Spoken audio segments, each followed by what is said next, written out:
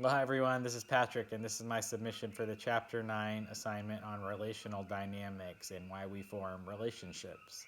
Regarding platonic relationships and friendships, I'd say the primary way that I make new friends is through proximity these days. I tend to not go out of my way too often or put myself in new experiences where I would meet somebody uh, outside of say my work routine or my running routine or things like that. That tends to be where I meet new people and where I make friends most often. So proximity is a big part of relational development with me.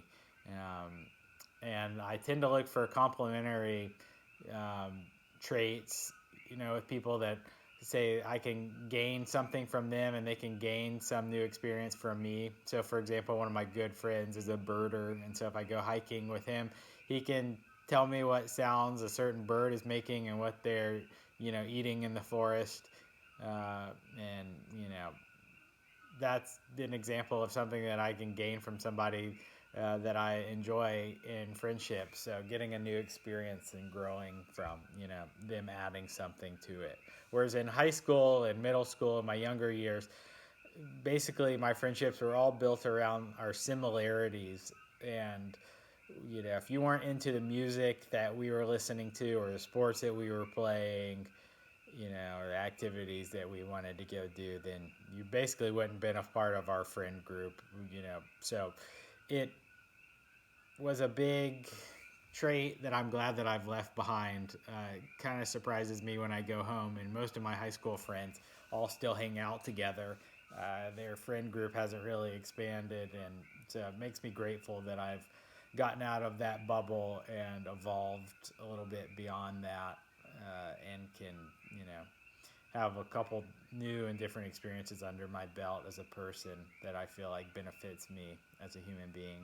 So, um, yeah, and as far as romantic relationships, how they've been formed, in the past, I would say that most of my romantic relationships were formed off of attraction and an infatuation as well. So basically attraction would be the primary force in me being drawn to a female and why I would pursue them, and probably what the relationship would have been built off of for the first couple months before reciprocal attraction wears off and you realize that you're not really that compatible as a couple, and that's probably why those relationships ended. And my marriage, which I've been in for 7 years now, has been able to be successful, I feel like, is because we go beyond that. There is a level of attraction, but there's also a level of complementary opposites attract type of thing going on, where say my wife is very book smart and I'm mostly street smart, not so much book smart. She can really help us get our taxes and mortgage payments in a line, and I can really help with our cooking, taking care of our animals, and taking care of our farm. So there's some added benefit where we basically both get rewards from the skills that we each have. So, okay, hope everybody has a good week. Aloha.